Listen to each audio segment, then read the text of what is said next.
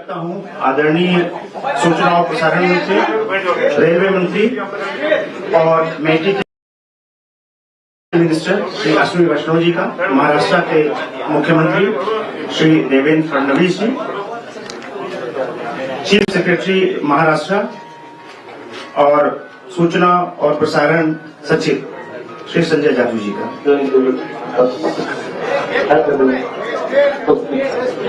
कृपया शांति बनाए रखें। अब मैं आदरणीय सूचना और प्रसारण मंत्री, रेलवे मंत्री और मेटी मिनिस्टर श्री अश्विनी वैष्णव जी से अनुरोध करता हूं कि वे आपको संबोधित करें।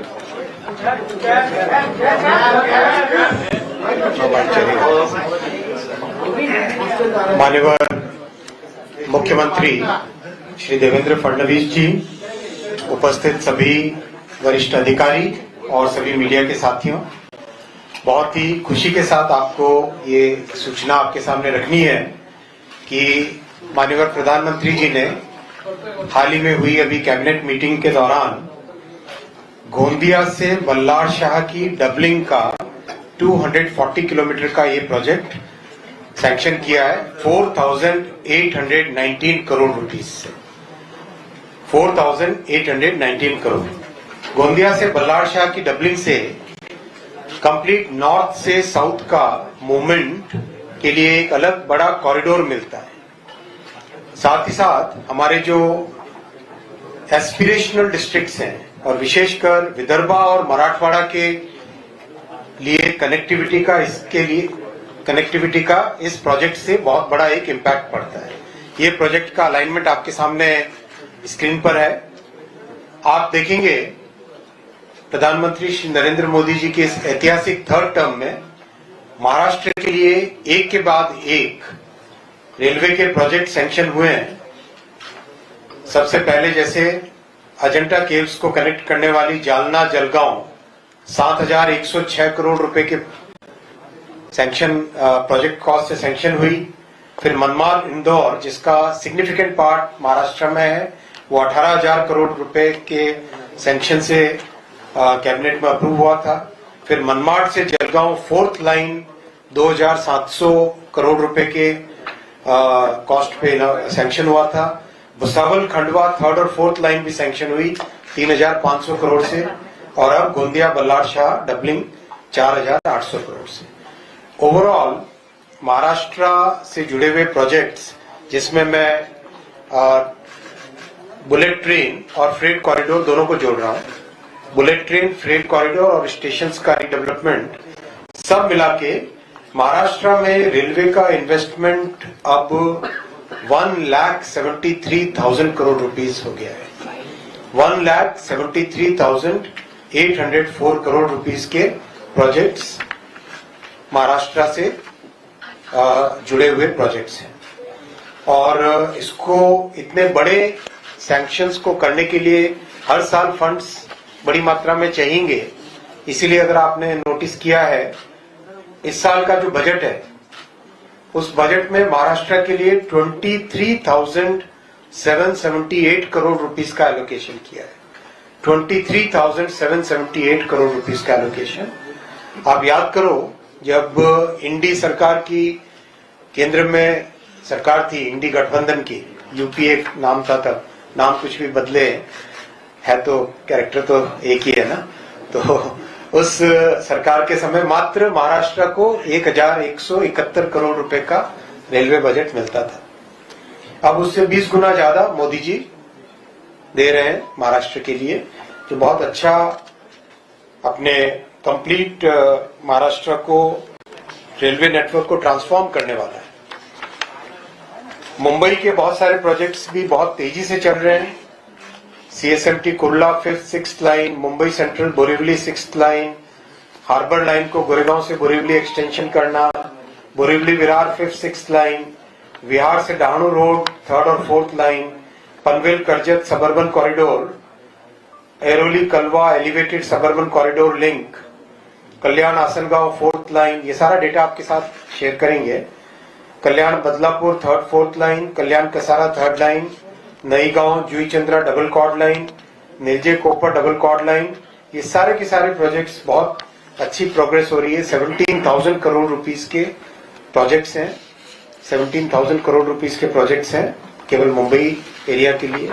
इसी तरह से पुणे के लिए, संभाजीनगर के लिए, नागपुर के लिए, पूरे महाराष्ट्र के हर क्षेत्र के लिए कई सारे प्रोजेक्ट्स अभी चल रहे हैं। मुंबई के लिए बहुत अभी रिसेंटली माननीय मुख्यमंत्री जी के साथ चर्चा हुई थी। उसके बाद में तय हुआ कि 238 नई एयर कंडीशनड गाड़ियों का मैन्युफैक्चरिंग भी जल्दी चालू हो जाएगा। अप्रूवल प्रोसेस से निकल रहा है, वो सारा सैंक्शन प्रोसेस में है अभी। तो that will be another major improvement in the city transportation. फिर माननीय मुख्यमंत्री जी का बहुत अच्छा एक इनिशिएटिव है मुंबई वन कार्ड, जिसके बारे में आप बताएंगे। उसमें भी रेलवे जुड़ेगा और ओवरऑल सारे प्रोजेक्ट्स मुंबई की कैपेसिटी बढ़ाने में पहला माइलस्टोन अभी जल्दी अनदर 45 डेज में या ज्यादा 60 दिनों में कंप्लीट होगा हड़पसर की कैपेसिटी बढ़ने से। तो ओवरऑल महाराष्ट्र में बहुत तेजी से रेलवे का नेटवर्क आगे बढ़ेगा। आज माननीय मुख्यमंत्री जी और पूरी टीम ने सबने मिलके वेव्स का अभी कंप्लीट रिव्यू किया। आप सबकी जानकारी में है वेव्स, फिर भी बहुत शॉर्ट में रखूंगा कि वेव्स बेसिकली आप सब जानते हैं, हम सब जानते हैं कि महाराष्ट्र और मुंबई क्रिएटिव इकोनॉमी के कैपिटल रहे हैं। कई ऑलमोस्ट 100 साल से अधिक का इतिहास है क्रिएटिव इकोनॉमी में। मुंबई एक कैपिटल रहा है। अब टेक्नोलॉजी लगातार चेंज हो रही है। इस नए टेक्नोलॉजी के युग में मुंबई की लीडरशिप और महाराष्ट्र का ये जो बहुत बड़ा फोकस है वो मेंटेन रहे, इसके लिए माननीय प्रधानमंत्री जी ने वेव्स की कल्पना की है, जो कि ऑडियो वीडियो एंटरटेनमेंट सेक्टर में एक टोटली नई क्रिएटर्स इकोनॉमी को एक ऐसी दिशा देना, एक ऐसा प्लेटफॉर्म देना जो कि दुनिया भर से, जैसे लोग ऑस्कर के लिए फिल्मों में ऑस्कर के बारे में सोचते हैं, वैसे ही नई क्रिएटर्स इकोनॉमी में आने वाले समय में वेव्स के बारे में दुनिया भर का एक एस्पिरेशन रहेगा। तो उसका बहुत अच्छा अभी डिटेल रिव्यू हुआ। मैं धन्यवाद देना चाहूंगा माननीय मुख्यमंत्री जी को। आपकी टीम ने कंप्लीट एक तरीके से वन टीम की तरह काम किया है। वैसे भी डबल इंजन की सरकार है, तो एक बहुत अच्छा कोऑर्डिनेशन है। मैं रिक्वेस्ट करूंगा माननीय मुख्यमंत्री जी से आप इस विषय को रखें। माननीय केंद्रीय रेल्वे आणि इन्फॉर्मेशन ब्रॉडकास्टिंग मंत्री श्री अश्विनी वैष्णव जी, सन्माननीय मुख्य सचिव आणि भारत सरकारचे INB सचिव श्री जाजू जी, मी सर्वात पहिल्यांदा माननीय रेल्वे मंत्र्यांचे मनापासून आभार मानतो की आज एक अतिशय महत्त्वाच्या लिंकचं या ठिकाणी त्याची सुरुवात त्यांच्या माध्यमातून होते आहे। गोंदिया बल्लारशा रेल्वे लाईनचं दुहेरीकरण, ज्याकरता 4,819 कोटी रुपये हे केंद्र सरकारने या ठिकाणी दिलेले आहेत आणि यामुळे निश्चितपणे जो विदर्भाचा भाग आहे त्याला एक मोठा फायदा होणार आहे आणि विशेषतः छत्तीसगड आणि तेलंगणाशी जो व्यापार आहे, व्यवहार आहे, हा विदर्भाचा वाढण्याच्या दृष्टीनं ही एक अत्यंत महत्त्वाची लाईन आहे। कारण आपल्याला माहिती आहे की गोंदिया अशा ठिकाणी आहे की जिथनं मध्य प्रदेश आणि छत्तीसगड या दोघांची बॉर्डर आहे आणि पलीकडे बल्लारशापासून तेलंगणा आणि तिकडे आंध्र प्रदेश आपल्याला मिळतो। त्यामुळे अतिशय स्ट्रॅटेजिक अशा प्रकारची ही जी लाईन आहे ती या ठिकाणी खरं म्हणजे आज मंजूर झाली, त्याबद्दल मी मनापासून आभार माननीय मंत्री महोदयांचे मानतो। सो त्यांनी सांगितलं की जवळपास 1,73,000 कोटी रुपये केंद्र सरकार रेल्वे इन्फ्रास्ट्रक्चरमध्ये महाराष्ट्रामध्ये खर्च करते आहे आणि विशेषतः 132 स्टेशन्स महाराष्ट्रातले केंद्र सरकारने रेल्वे मिनिस्ट्रीने रिडेव्हलपमेंट करता घेतलेले आहेत, ज्यामध्ये आपलं छत्रपती शिवाजी महाराज टर्मिनस देखील आहे आणि महाराष्ट्रातले जवळजवळ सगळे महत्वाचे स्टेशन्स याचं वर्ल्ड क्लास स्टेशन्समध्ये ट्रान्सफॉर्मेशन हे रेल्वे विभागाच्या माध्यमातून होत आहे. यावर्षी देखील जवळपास 24,000 कोटी रुपये 23,700 कोटी रुपये हे रेल्वे बजेटमध्ये आपल्याला मिळालेले आहेत. आपण जर बघितलं तर यूपीएच्या 10 वर्षात 10,000 कोटी रुपये देखील एकत्रितपणे 10 वर्षात मिळालेले नाहीत आणि दरवर्षी 23,000 25,000 कोटी रुपये हे आपल्याला माननीय मोदीजींच्या सरकारमध्ये महाराष्ट्रामध्ये अपग्रेडेशन करता या ठिकाणी मिळत आहेत. नवीन रेल्वे लाईन्स देखील सुरू होत आहेत आणि यासोबत एक अजून खूप आनंदाची गोष्ट आहे की केंद्र सरकारच्या माध्यमातून आता लवकरच छत्रपती शिवाजी महाराज सर्किट हे देखील या ठिकाणी सुरू होणार आहे, ज्याच्यामध्ये अतिशय सुंदर अशा प्रकारची आयकॉनिक रेल्वे 10 दिवसाचा टूर हा छत्रपती शिवाजी महाराजांच्या जे काही विविध महत्वाचे किल्ले आहेत किंवा जागा आहेत आणि अर्थातच त्याच्याशी संबंधित इतर जे काही आपले सांस्कृतिक स्थळ आहेत याला जोडणारा याचीही सुरुवात ही रेल्वे विभाग त्या ठिकाणी करतो आहे.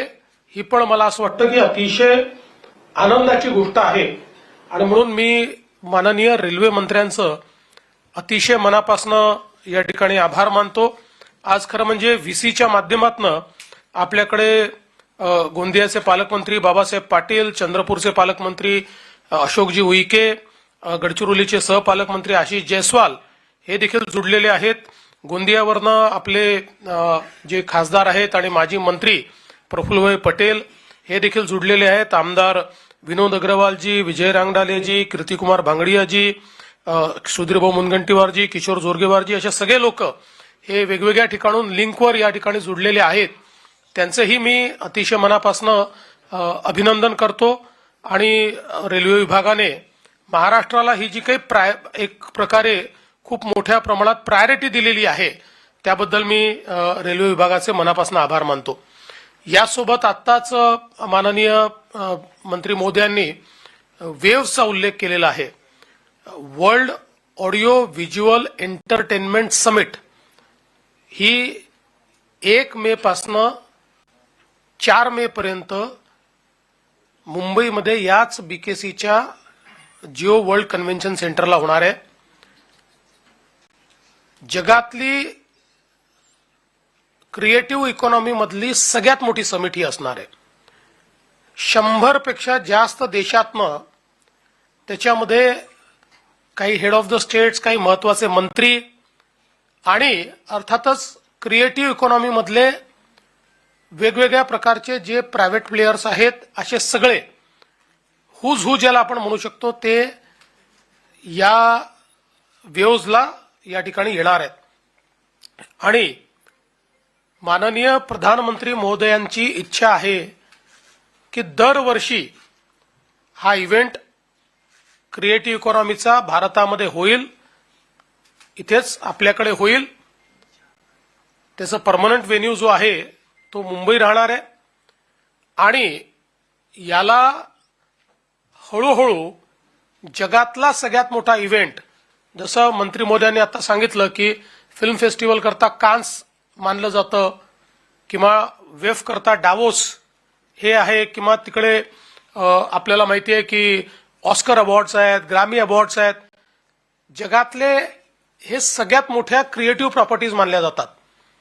तशा प्रकारची क्रिएटिव्ह प्रॉपर्टी ही वेव्हजला या ठिकाणी तयार करण्याचा प्रयत्न आपल्या माननीय प्रधानमंत्र्यांच्या माध्यमातून होतोय. कारण आज जगातली फास्टेस्ट डेव्हलपिंग इकॉनॉमी जर कुठली असेल तर ती क्रिएटिव्ह इकॉनॉमी आहे. सर्वात जास्त वेल्थ क्रिएट करते आणि सर्वात जास्त जॉब्स क्रिएट करते आणि म्हणून भारताने याच्यामध्ये अग्रसर राहावं.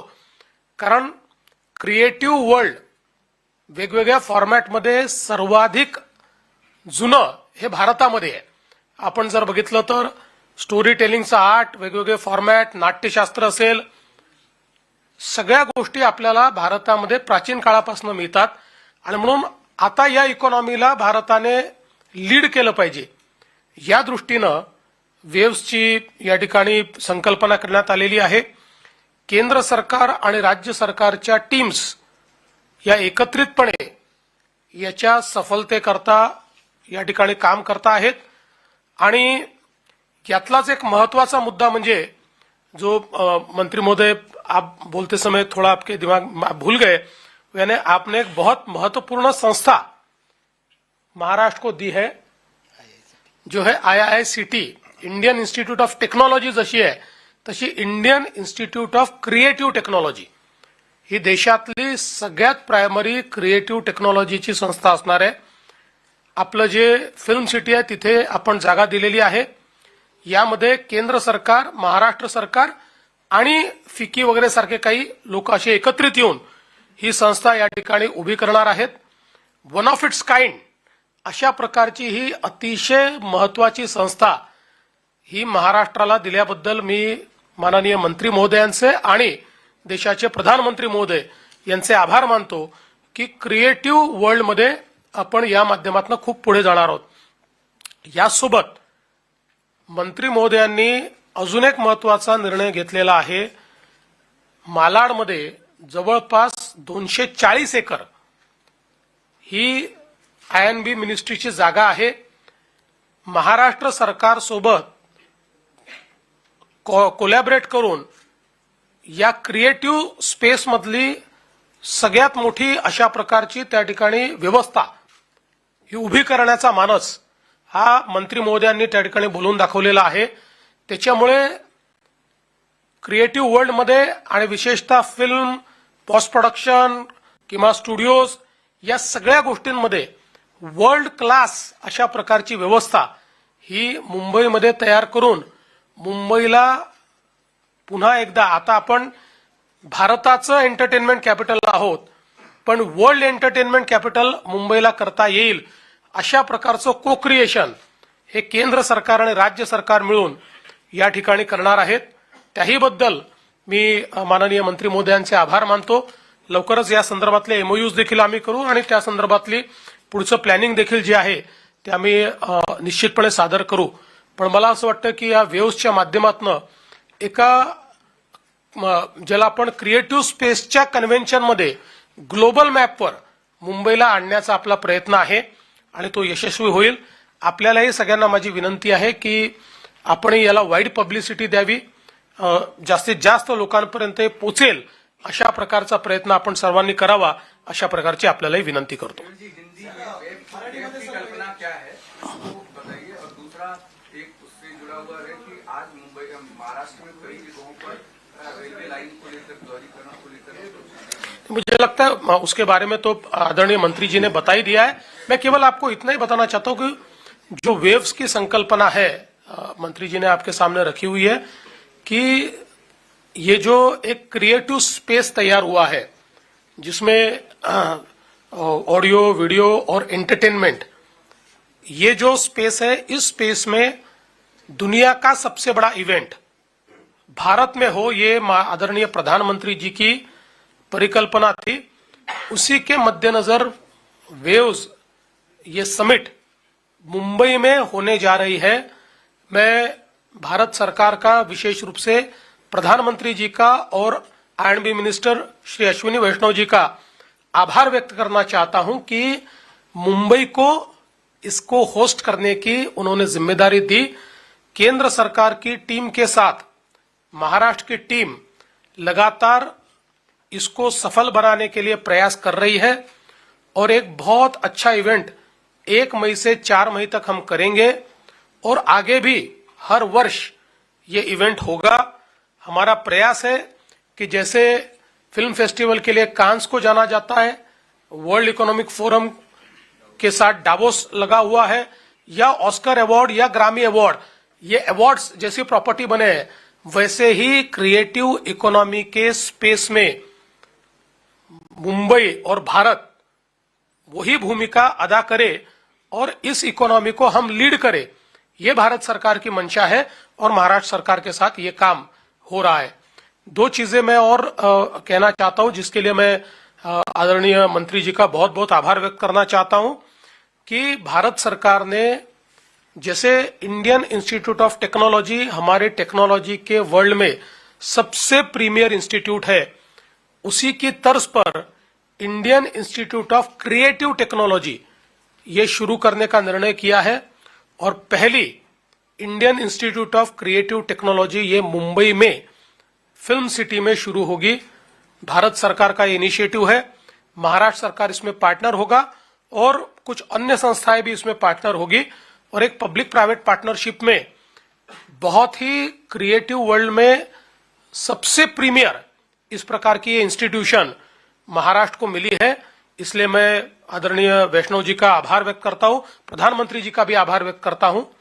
साथ साथ हमारे आदरणीय I&B मिनिस्टर साहब ने एक और बहुत अच्छी ऑफर हमको दी है और एक मंशा जाहिर की है कि मालाड में इनकी मिनिस्ट्री की करीब 240 एकड़ जगह है। उन्होंने हमको कहा है कि महाराष्ट्र सरकार के साथ हम लोग वहां पर क्रिएटिव इकोनॉमी का जो इंफ्रास्ट्रक्चर है उसको को क्रिएट करें, ताकि मुंबई आज हमारे देश का एक प्रकार से एंटरटेनमेंट कैपिटल है, उसको वर्ल्ड का एंटरटेनमेंट कैपिटल हम कैसे बना पाए, वो सारा इंफ्रास्ट्रक्चर यहां पर क्रिएट करने के लिए केंद्र सरकार हमको साथ में लेकर इसमें अगुवाई करेगा। तो मुझे लगता है कि ये हमारे महाराष्ट्र के लिए और मुंबई के लिए बहुत बड़ी खबर है।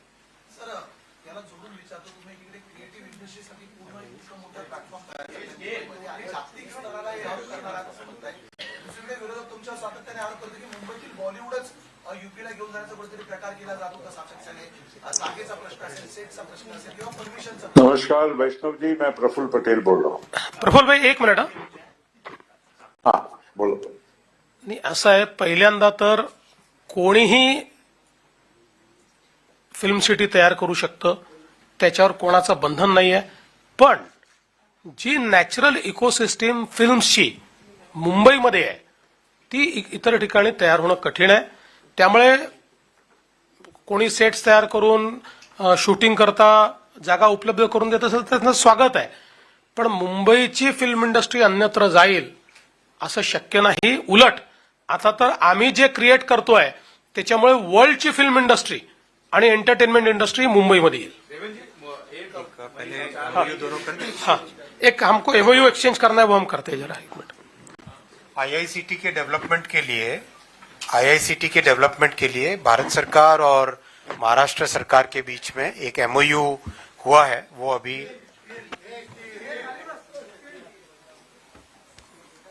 दोनों सेक्रेटरी, चीफ सेक्रेटरी और सेक्रेटरी आपस में एक्सचेंज करें। आप आगे आ जाइए। ऐसा दिखाएंगे तो हाँ, वी कैन शो इट।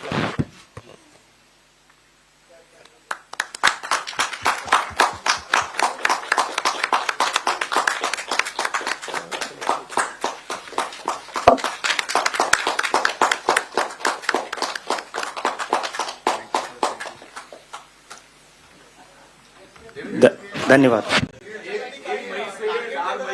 एक करके आप इनको पूछने दीजिए पहले प्लीज। रुकिए, इनको पूछे। हाँ, अपना परिचय भी दें और बताएं, पूछें। आप दुनिया के कितने देश से लोग यहाँ पे आने वाले हो, कितनी लोगों की आने की तैयारियां हैं? 100 से भी ज्यादा देशों से लोग आएंगे और 5000 से भी ज्यादा पार्टिसिपेशन इसमें होगा, जिसमें वर्ल्ड्स हुज हु ये पार्टिसिपेट करेंगे। देवेंद्र जी, अभिषेक पांडे से एक सवाल जो अभी रिसेंट में है, तहव्वुर राणा का भारत वापस आना कितनी बड़ी कूटनीतिक जीत है और महाराष्ट्र सरकार किस तरीके से केंद्रीय एजेंसियों के सपोर्ट में है और मुंबई पुलिस का, क्योंकि मुंबई से मामला जुड़ा है, तो कैसे तहव्वुर राणा क्या मुंबई में आएंगे? एक ऐड ऑन है। पहले तो मुझे इस बात का बहुत हर्ष है कि मुंबई पर हमला करने वाले हमलावरों को और विशेष रूप से जिन्होंने षड्यंत्र रचा, ऐसे तहव्वुर राणा को भारत सरकार ने सफलता के साथ भारत में लाया है और हमारी जस्टिस सिस्टम को हमारी न्याय व्यवस्था को उसे फेस करना होगा।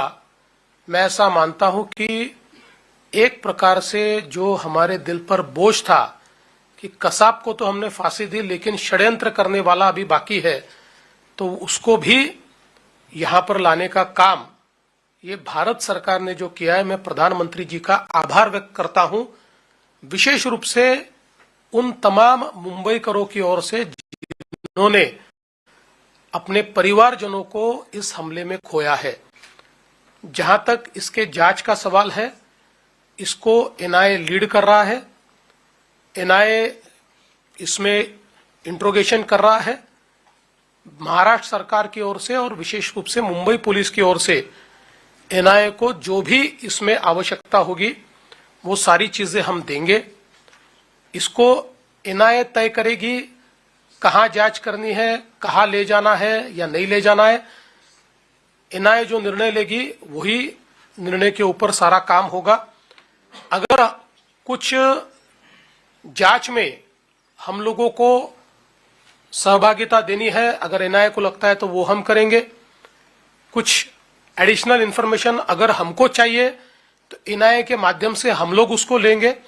लेकिन इस बारे में सारे निर्णय ये भारत सरकार की होम मिनिस्ट्री और एनआईए करेगा।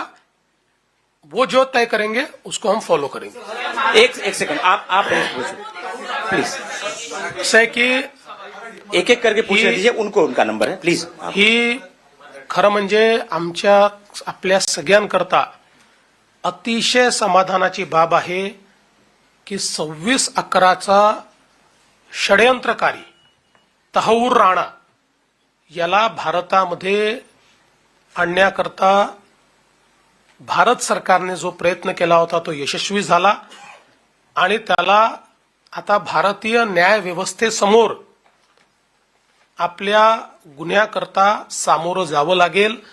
मी याकरता देशाचे प्रधानमंत्री माननीय नरेंद्र मोदीजी आणि भारत सरकारचे आभार मानतो।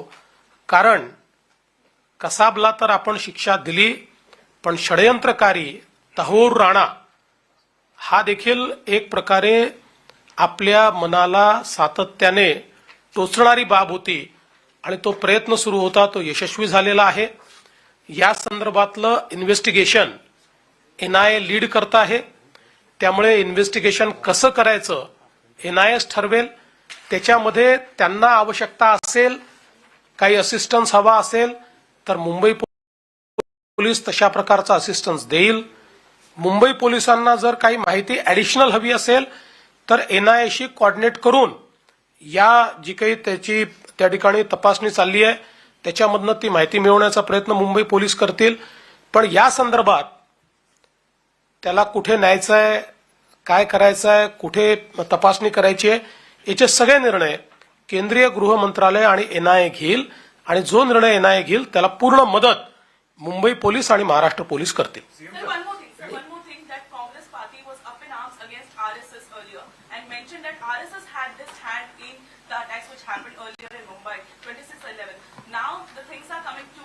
We are getting the information more and more. How do you look at this entire dynamics which has panned out for last several years? Importantly, now the key conspirators in India, it's a big diplomatic win for India as well as Congress and other opposition parties seems unimpressed.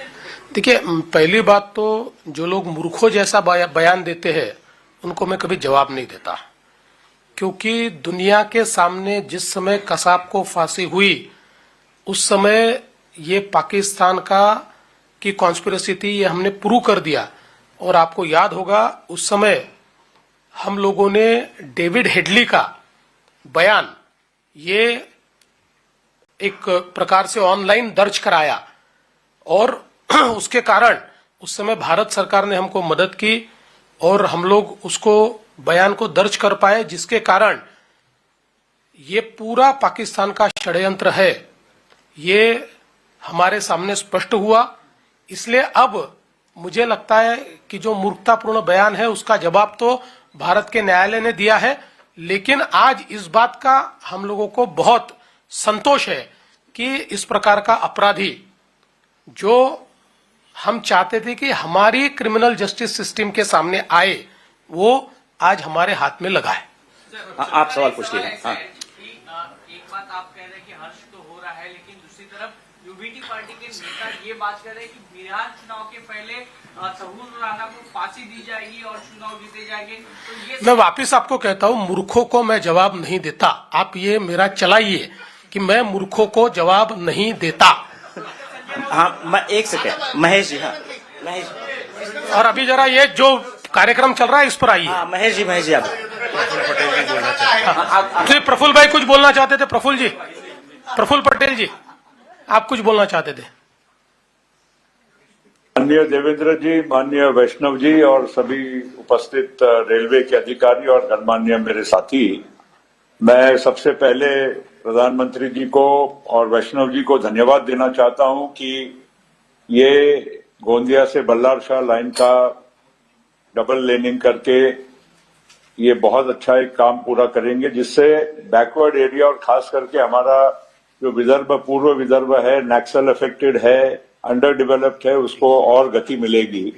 और मैं क्योंकि गोंदिया का हूं और आपको मालूम शायद नहीं होगा कि माननीय देवेंद्र जी ओरिजिनली चंद्रपुर जिले के हैं, तो हमारे दोनों जिले के लोगों को कनेक्ट करने का काम हो रहा है। तो मैं आपको बहुत बहुत धन्यवाद देता हूं, प्रधानमंत्री जी को बहुत बहुत धन्यवाद देना चाहता हूं। और ये लाइन जब पहली लाइन बिछी तब मैं उसके भूमि पूजन में था, मैंने उसके लिए बहुत प्रयत्न किए थे, लेकिन मैं ये भी कहना चाहता हूं कि दुर्भाग्यवश ये लाइन को पूरा करते करते 25 वर्ष हो गए थे पहली लाइन को। तो मुझे अपेक्षा है कि मोदी जी के नेतृत्व में जिस तरह से सभी प्रोजेक्ट्स को और खास करके इंफ्रास्ट्रक्चर को जो बूस्ट मिल रही है उसका फायदा इधर मिलेगा।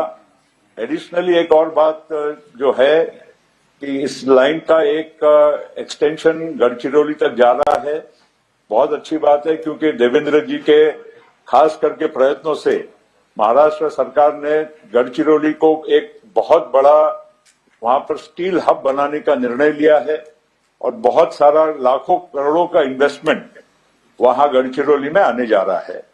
तो ये लाइन एक्चुअली वो लाइन को, मतलब वो सारे प्रयासों को मदद करने वाली ये लाइन रहेगी। तो इसके लिए भी देवेंद्र जी को भी मैं विशेष करके धन्यवाद देना चाहूंगा कि उन्होंने गढ़चिरौली के और पूरे इस एरिया के डेवलपमेंट के लिए बहुत ध्यान दिया है। मैं ये वेव्स के बारे में जो आपने संकल्पना की है, मुंबई को सही में और महाराष्ट्र को ग्लोबल मैप पे लाने के लिए ऐसे कुछ इनिशिएटिव्स की जरूरत थी, क्योंकि मुंबई और महाराष्ट्र पिछले कई वर्षों से इंफ्रास्ट्रक्चर के अभाव में पीछे पड़ते जा रहा था। और माननीय देवेंद्र जी ने 2014 से जो इंफ्रास्ट्रक्चर को बूस्ट दिया, प्रधानमंत्री मोदी जी ने दिया, ये सारी चीजों की वजह से आज मुंबई की स्काईलाइन बदल रही है, मुंबई का प्रोफाइल बदल रहा है, मुंबई की अर्थव्यवस्था बदल रही है। तो ये सारे जो आपके प्रयास है उसके लिए बहुत बहुत आपको बधाई। और खास करके पूर्व विदर्भ के लिए जो ये बहुत बड़ा एक इकोनॉमिक डेवलपमेंट को बूस्ट देने वाला और कनेक्टिविटी को बूस्ट देने वाला ये कॉरिडोर जो हो रहा है, इसकी बहुत जरूरत है। और गढ़चिरौली तक की लाइन जल्द से जल्द पूरी हो, इसके लिए भी मैं आपसे गुजारिश करता हूं। मुझे विश्वास है, क्योंकि वैष्णव जी का भी जो काम है वो शांत स्वभाव के है, लेकिन वो डूअर हैं, अच्छा काम कर रहे हैं और उनके नेतृत्व में ये लाइन भी जल्दी से जल्दी पूरी हो, ये मैं उनको गुजारिश करते हुए एक अंत में एक ही रिक्वेस्ट है कि गोंदिया से बल्लारशाह के बीच में 2-3 ऐसे स्टेशन है, सौंदड़ और मोरगांव अर्जुनी जैसे, क्योंकि ये लाइन पूरे बैकवर्ड और जंगल और नक्सल एरिया तीनों से गुजर रही है। तो उसमें जो 1-2 जगह पर स्टॉप्स देना जरूरी है वो आप जरूर दीजिए, क्योंकि अगर इन लोगों को, वहां के रहने वालों को अगर कुछ थोड़ी बहुत कनेक्टिविटी मिलती है तो वो पिछड़े हुए एरिया के लोगों को भी जो आज पिछड़ापन महसूस होता है वो नहीं होगा। और वो छोटे टाउन्स जो है, डिस्ट्रिक्ट अपने तहसील हेडक्वार्टर्स है, सब डिविजनल हेडक्वार्टर्स है, उनको भी चालना मिलेगी। इतना कहते हुए फिर से प्रधानमंत्री जी को बहुत बहुत धन्यवाद। वैष्णव जी आपको भी बहुत धन्यवाद। IICT भी आप जो दे रहे हैं मुंबई के लिए, इसके लिए भी विशेष करके धन्यवाद। और देवेंद्र जी, आप ऐसे ही नेतृत्व महाराष्ट्र का सक्षम तरह से और एक फ्यूचरिस्टिक तरह से करते रहे, यही शुभकामना देते हुए आपको बहुत बहुत बधाई। Thank you. एक सेकंड, महेश को बता दो। साथियों अच्छा, एक ये जवाब पहले देता हूं। पहले एक महत्वाचा प्रश्न विचारलेला आहे। कोकण रेल्वेच्या संदर्भात आम्ही केंद्र सरकारला विनंती केलेली आहे की कोकण रेल्वेला रेल्वेचा भाग करून रेल्वे मिनिस्ट्रीने त्याला समावून घ्यावं, त्याचं नाव कोकण रेल्वेच राहू द्यावं आणि सगळी इन्व्हेस्टमेंट ही आता केंद्र सरकारने त्याच्यामध्ये करावी, अर्थात आमचा हिस्सा आम्ही देऊ। पण आज आपण पाहतोय की कोकण रेल्वे कॉर्पोरेशन असल्यामुळे त्याच्यामध्ये लाईनचं डबलिंग करणं, त्याच्यामध्ये नवीन रूट्स तयार करणं, नवीन स्टेशन तयार करणं, याचे कुठलेही पैसे हे कॉर्पोरेशन जवळ नाहीत। त्यामुळे गोव्यानेही ती विनंती केली आहे, कर्नाटकनेही विनंती केली आहे आणि आम्ही विनंती केली आहे की केंद्र सरकारने त्याला समावून घ्यावं आणि माननीय मंत्री महोदयांनी त्याला सकारात्मक प्रतिसाद दिलेला आहे। पहले एक सेकंड होल्ड करिए, पहले मंत्री जी को जवाब देने दीजिए प्लीज। आता मंत्री महोदय काय सांगले? पहले मंत्री जी को जवाब देने दीजिए, फिर उसके बाद चलिए एक सेकंड। स्टेशन डेव्हलपमेंट मुंबईतील रेल्वे स्थानकांच्या पुनर्विकासाची चलिए पहले बता देने जी। तेच दाखवतात। ये बहुत अच्छा आपने प्रश्न पूछा और इसी के लिए आप सब जानते हैं कि महाराष्ट्र में कुल मिला के 132 स्टेशंस का रीडेवलपमेंट हो रहा है और पूरे भारत में 1300 स्टेशंस का रीडेवलपमेंट हो रहा है। ये विश्व में, पूरी दुनिया में इससे बड़ा स्टेशन रीडेवलपमेंट प्रोग्राम और कहीं नहीं हुआ है। ये सबसे बड़ा स्टेशन रीडेवलपमेंट प्रोग्राम है और करीब करीब सभी जगह स्टेशन का रिकंस्ट्रक्शन हो रहा है, नया बन रहा है। और चालू स्टेशन जब ट्रैफिक चलता है उसमें करना बहुत डिफिकल्ट होता है। कई देशों में इस तरह के प्रोग्राम जब एक स्टेशन का प्रोग्राम लेते हैं तो 10 साल का, 12 साल का, कहीं कहीं 15 साल का प्रोग्राम बनाते हैं। ये प्रधानमंत्री श्री नरेंद्र मोदी जी का नेतृत्व है जिसमें तेजी से काम बढ़ रहा है। तो आपको एक छोटी सी बहुत क्विकली फ्लिप थ्रू करूंगा इस प्रेजेंटेशन के से, जिससे कि आपको कंप्लीट 132 स्टेशंस का एक व्यू मिले, क्या काम चल रहा है। यह है अजनी स्टेशन। पूरे प्रेजेंटेशन में आप 4 ब्लॉक्स देखेंगे। 4 ब्लॉक्स में इतना शार्प क्यों नहीं आ रहा है? उधर से दिखता होगा। एक इसमें पूरे ब्लॉक में एग्जिस्टिंग और कैसा उसका प्रपोज डिजाइन है, अभी काम कैसा चल रहा है वो दिखाया गया, राइट। इस तरह का पूरा स्ट्रक्चर इस पूरे प्रेजेंटेशन का है, जिसमें चारों ब्लॉक्स में बेसिकली चारों चीजें आ जाती है। नागपुर, अगेन नागपुर की हेरिटेज को प्रिजर्व करते हुए काम तेजी से चल रहा है। नेताजी सुभाष चंद्र बोस इतवारी जंक्शन, ये पूरे महाराष्ट्र के एक एक स्टेशन का वेरी क्विक प्रेजेंटेशन है। जालना की जो डिजाइन है वो इस तरह की डिजाइन है और काम करीब करीब 3rd फ्लोर तक कंप्लीट होने को आया है और फिनिशिंग के स्टेजेस पे जा रहा है। वैसे ही संभाजीनगर का ये डिजाइन है और काम बहुत तेजी से 2nd फ्लोर के ऊपर पहुंचने लग गया ऑलरेडी। दोनों साइड की, सब जगह दोनों साइड की एंट्रीज होंगी। वैसे ही छोटे स्टेशंस भी, रोटेगांव, अहिल्यानगर, बाइकुला, चिंचपोकली, चरनी रोड, CSMT, ये तो बहुत ही विशाल काम है, बहुत बड़ा काम है। 1800 करोड़ रुपीस का काम है और जब बनेगा तो ये बेसिकली ये डिजाइन रहेगी। ये डिजाइन अगर हम देखें, इसके इक्विवेलेंट जो स्टेशन था किंग्स क्रॉस स्टेशन यूके में, लंदन में, वाली स्क्रीन दिखाओ जरा, क्यों नहीं हो रही? तो किंग्स क्रॉस स्टेशन है, उससे बेटर इसकी डिजाइन है और उससे भी बेटर ये कंप्लीट होने पर लगेगा और बहुत तेजी से इसका काम चल रहा है। आपने देखा होगा वहां पे बहुत सारी क्रेन्स लगी हुई हैं। अगर आप उस तरफ जाएं तो जरूर कवर करें ताकि सभी को ये एक बार देखने को मिले। ऐसे ही छोटे stations, Lower Parel, Marine Lines, Sandhurst Road, Murtizapur, Badnera, मतलब ये आप देखो मोदी जी का जो विजन है कि केवल बड़े स्टेशन नहीं बल्कि छोटे स्टेशन और मीडियम साइज के जो स्टेशंस हैं उन पे भी उतना ही ध्यान दे। जैसे प्रधानमंत्री ग्राम सड़क योजना से गांव गांव जुड़े, वैसे ही मोदी जी के इस Amrit Bharat station redevelopment programme से छोटे से छोटे कस्बे और छोटे शहर भी उनको इसका बेनिफिट मिल रहा है। Baramati Welcome to a Cisco meeting. बहुत ही सुंदर स्टेशन, मॉडर्न स्टेशन बन रहा है। वैसे ही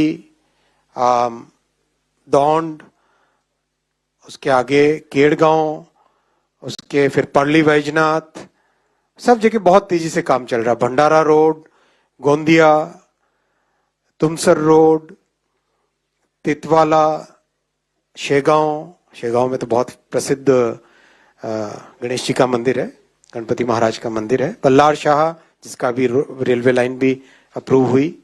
चंद्रपुर बहुत सुंदर बन रहा है, चंद्रपुर का स्टेशन भी, ये पूरा उसका डिजाइन है। चांदा फोर्ट, अगेन एक अपनी इतिहास को साथ में लेते हुए स्टेशन का डिजाइन। धुले, लसलगांव में और भी कई फैसिलिटीज क्रिएट हो रही हैं जो कि हमारे किसानों के लिए, शेतकारियों के लिए फायदे की होगी। मनमाड बड़ा जंक्शन है। नागरसोल, नंदगांव, आमगांव, वडसा, मॉडर्न डिजाइन है। हथकनंगले, हिमायतनगर, हिंगोली, किन्वत, चालीसगांव, बहुत सुंदर डिजाइन है, एकदम मॉडर्न, आज के समय के हिसाब से। अमलनेर, धरनगांव, पचौरा जंक्शन, सब जगह देखो काम सब जगह चल रहा है। ये दिखाने का मेन पर्पस ये था कि काम कितना तेजी से आगे बढ़ रहा है। ये माननीय प्रधानमंत्री जी ने करीब 1000 स्टेशन का फाउंडेशन 2023 में किया था और हम 2025 में अभी विद इन 2 years इतनी अच्छी प्रोग्रेस है। दिवा, अलग अलग स्टेशन की अलग अलग डेडलाइन रहेगी। Smaller once will get completed. अभी 104 स्टेशन कंप्लीट हो गए ऑलरेडी, जिसका इनॉग्रेशन अभी बहुत जल्दी प्रधानमंत्री जी करेंगे। मुंब्रा, शाहबाद,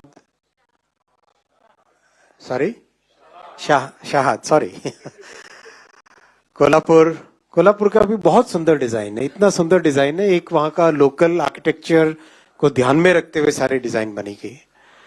लातूर बहुत सुंदर है, बहुत अच्छी विशाल फैसिलिटी क्रिएट होगी, वहां पे फैक्ट्री भी बहुत तेजी से आगे बढ़ रही है। जेऊर, कुरुडुवाड़ी, फल्टन, वाथर, अकुर्डी, चिंचवड़, देहू रोड, गलत प्रोनाउंसिएशन हो तो माफ कर लेना यार। तालेगांव, थोड़ा सॉरी होता चलता रहता ना। मलाड, कुर्ला जंक्शन, कंजूर मार्ग, विद्या विहार, विक्रोली, जोगेश्वरी, मैं फास्ट जा रहा हूं, मातुंगा, परेल, बहुत सुंदर डिजाइन है परेल का। किसी ने कहा मस्त। कोई एक बार किसी फंक्शन में शायद उसमें किसी ने कहा झक्कास। प्रभा देवी, वडाला, भोकर, धर्माबाद, मुरखेड, उमरी, देवलाली, इगतपुरी, उस्मानाबाद, गंगाखेर, मनवत रोड, सब जगह तेजी से काम चल रहा है। परभनी, जैसे इसीलिए ये आपके सामने इस फॉर्मेट में रखे कि जो अभी काम चल रहा है वो आपको दिखा रहे हैं, जिससे कि आपको भी एक कॉन्फिडेंस आए कितना तेजी से मोदी जी की सरकार में काम होता है। परतूर, पूर्णा जंक्शन, सेलू स्टेशन, हड़पसर का और पुणे का पूरा जो आपकी जानकारी में होगा ऑलरेडी, जितने बड़े शहर है देश में उन सब की कैपेसिटी को डबल करने का काम चल रहा है। चाहे मुंबई हो, पुणे हो, संभाजी नगर हो, नागपुर हो, बेंगलुरु हो, चेन्नई हो, हैदराबाद हो, दिल्ली हो, लखनऊ हो, कानपुर हो, पटना हो, कोलकाता हो, भुवनेश्वर हो, इन सब की कैपेसिटी को डबल करने का काम चल रहा है। 1.5 साल 2 साल से काम चल रहा है और बहुत अच्छा प्रोग्रेस अभी आने लग जाएगा। गोधानी, कटोल, कैंपटी, नरखेर, कराड़, बहुत ही सुंदर डिजाइन है, देखो अच्छा लगता है ना। कोई कहता है बंगलो, कोई कहता है आईटी सेंटर, कोई कहता है एक फोर्ट, बहुत अच्छा है, इट्स रियली नाइस। सांगली में हल्दी ना, सबके जैसे मन में जिसकी जैसी भावना वैसा लगे। लोनांत, सतारा बहुत सुंदर है, सतारा का अच्छा है ना। बेलापुर, कोपरगांव, सेवाग्राम, धामनगांव, हिंगघाट, पुलगांव, उरुली, ये अपना उरुली में मेगा टर्मिनल भी बनेगा, पुणे के पास में ना, वहां पे मेगा टर्मिनल बनेगा एक। वाशिम, एक मेगा टर्मिनल बन रहा है वसई में, अपने मुंबई के हिसाब से ना, वसई में मेगा टर्मिनल बन रहा है, बहुत अच्छी प्लानिंग है। मतलब मुंबई की नीड्स आगे के 50 साल, प्रधानमंत्री जी हमेशा हमको एक ही मार्गदर्शन देते हैं, जो भी काम करो अगले 50 साल का सोच के करो। तो Vasai will become a major hub for transportation railway का, तो उसमें 50 साल का सोच के किया गया। मलकापुर, नंदुरा, रावेर, सावड़ा, दुधनी। महाराष्ट्र में काम करने के टाइम में ये अच्छा हुआ कि बहुत सारे नाम ध्यान में आ गए।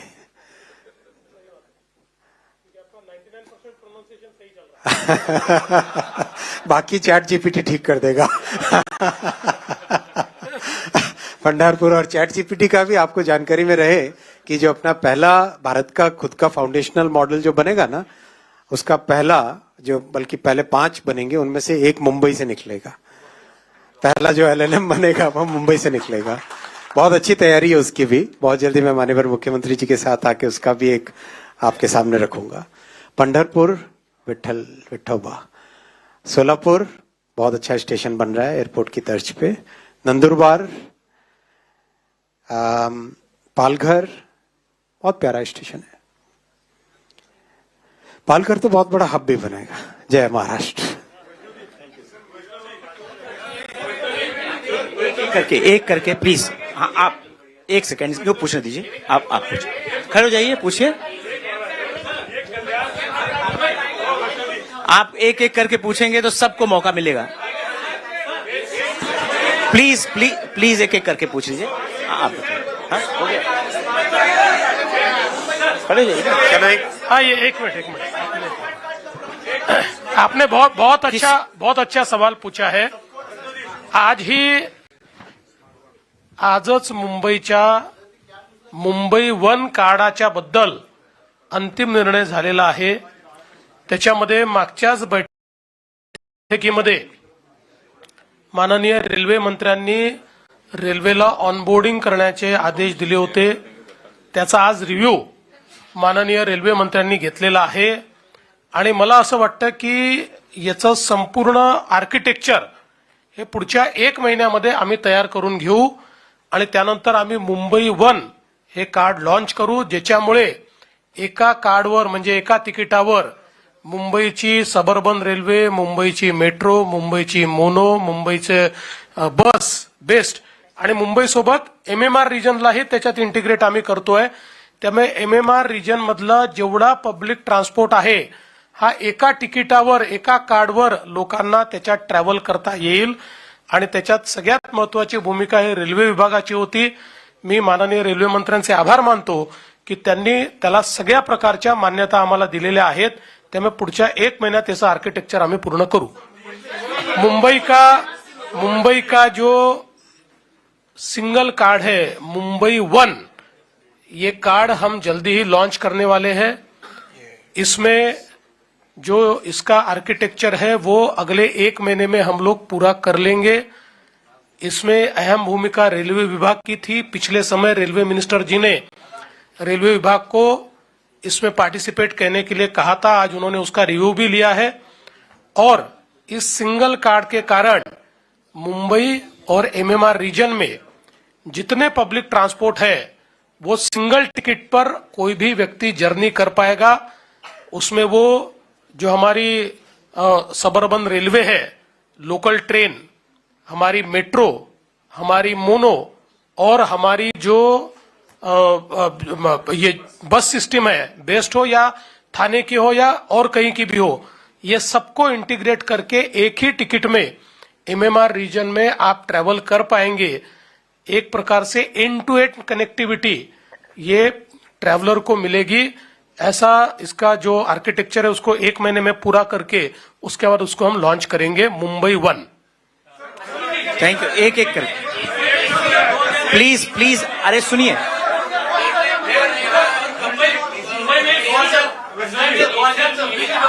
2024 में लास्ट ईयर में 2500 मौतें जो है वो एक्सीडेंट के कारण, मतलब मुंबई लोकल के एक्सीडेंट में हुए हैं, और इसका सबसे ज्यादा है वो। मैं इसका जवाब भी देना चाहूंगा। इसका नहीं, आपने बहुत बहुत महत्वपूर्ण विषय उठाया है। इस विषय को मैं एड्रेस करना चाहूंगा बहुत क्लियरली।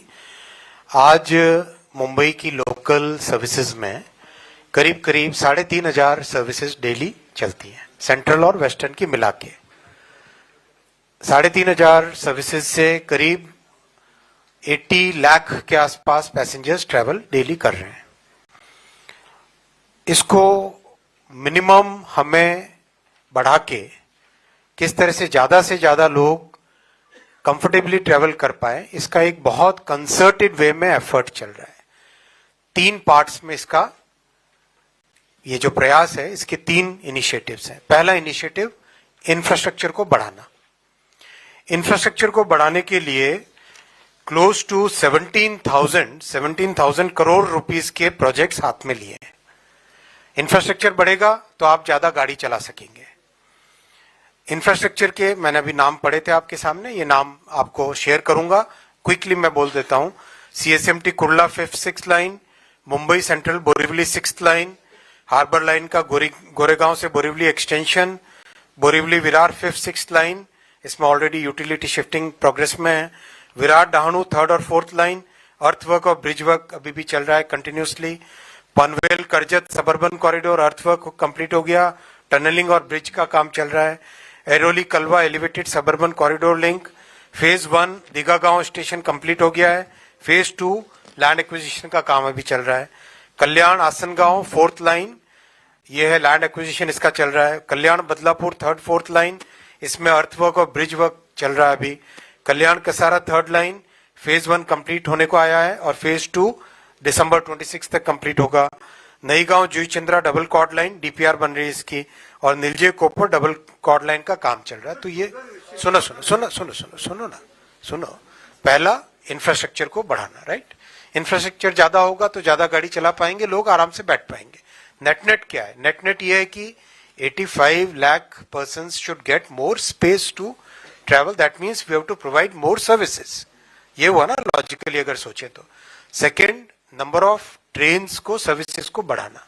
नंबर ऑफ सर्विसेज को बढ़ाने के लिए कवच का अभी जो देश भर में वर्जन 4 का इंस्टॉलेशन चल रहा है, उसका नेक्स्ट वर्जन 5, उसका डेवलपमेंट मुंबई स्पेसिफिक करके काम चालू है। इस साल के दिसंबर एंड तक उसका डेवलपमेंट कंप्लीट होगा, विच मीन्स आज जो 2 ट्रेन्स के बीच में मिनिमम 180 सेकेंड्स का टाइम हमें गैप रखना पड़ता है। If we reduce that 30%, that means we can have 30% more trains, right. आप जितना फ्रीक्वेंटली गाड़ी चला पाओगे उतनी आप ज्यादा सर्विसेज दे पाओगे। तो कवच के वर्जन 5 को CBTC के टेक्नोलॉजी पे डेवलप कर रहे हैं, उससे we will be able to add 30% more trains. 30% more होगा तो नेचुरली भीड़ कम होगी। तीसरा इसका पार्ट है better trains. Better trains means आपको ट्रेन की टेक्नोलॉजी में टोटली चेंज करना पड़ेगा। मुंबई का जिस तरह का स्पेसिफिक रिक्वायरमेंट है, वेरी हैवी क्रश लोड जिसको कहते हैं रेलवे की टर्मिनोलॉजी में, 1 मीटर में इतने लोग बैठते हैं, तो उसके पॉइंट ऑफ व्यू से ट्रेन्स का टोटली नया डिजाइन, एकदम नए तरीके से, उसके अंदर ऑक्सीजन का फ्लो, एयर का फ्लो, डोर का क्लोजिंग, मिनिमम टाइम में डोर का क्लोजिंग होना चाहिए, क्योंकि वरना केवल डोर क्लोजिंग अपने आप में बड़ा एक चैलेंज बन जाता है। इस तरह की जैसे हम सोल का, साउथ कोरिया में सोल का सिस्टम देखते हैं, तो वहां पे they actually have to put people to push the passengers inside. हर एक जो गेट होता है ट्रेन का, उसके पास में मार्शल्स लगे रहते हैं जो कि पुश करते हैं अंदर, वरना दरवाजा बंद नहीं हो पाएगा। तो ये सब चीजों को ध्यान में रखते हुए 238 न्यू ट्रेन्स का मैन्युफैक्चरिंग का काम बहुत जल्दी चालू होगा। उसका डिजाइन का काम कंप्लीट होने को आया।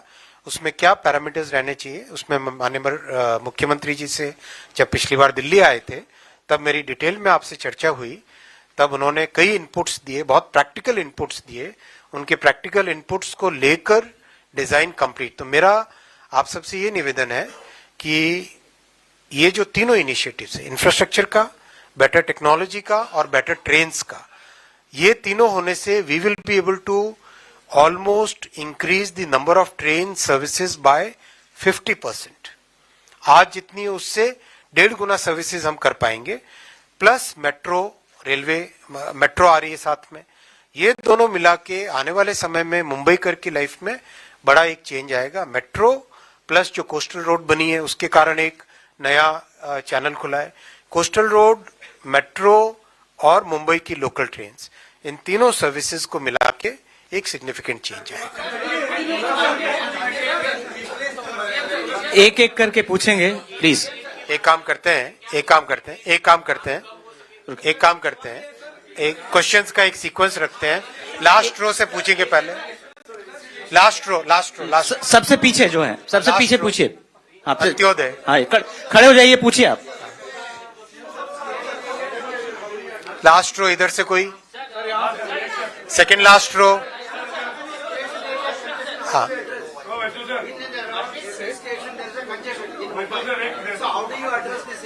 बहुत इंपॉर्टेंट पॉइंट है। स्टेशंस के बाहर का जो एरिया है उसके लिए लगातार राज्य सरकार के साथ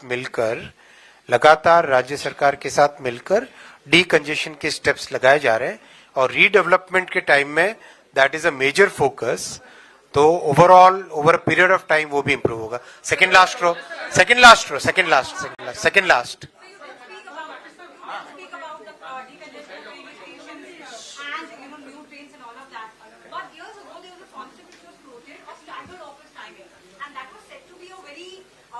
स्टैगर्ड ऑफिस टाइमिंग में नहीं, देखिए वो सवाल आप इनको पूछ नहीं सकते, वो आपको मुझे पूछना चाहिए।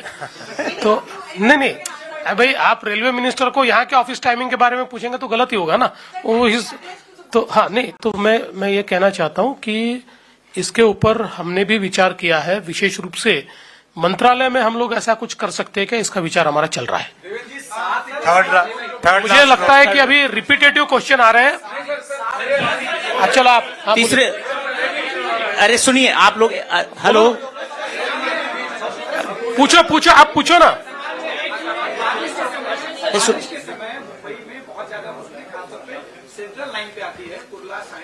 बहुत अच्छा पॉइंट है। बारिश के टाइम में ट्रैफिक डिस्टर्ब नहीं हो, इसके लिए रेलवे ने सुपर एक इनोवेशन किया है जिसका पेटेंट भी लगने वाला है अभी। जो रेलवे को ऑपरेट करने के लिए सबसे बड़ी टेक्नोलॉजी होती है पॉइंट मशीन्स को पानी में भीगते हुए भी ऑपरेट कर पाए, इसकी टेक्नोलॉजी को 2 साल में मेहनत करके रेलवे के इंजीनियर्स ने ये एक नया इनोवेशन किया है जिसका पेटेंट मिलने वाला है, जिसमें पानी में 1.5 फुट पानी ऊपर हो तो भी ट्रेन चला सके, वैसी व्यवस्था रेलवे ने की है। साथ ही साथ एक और पॉइंट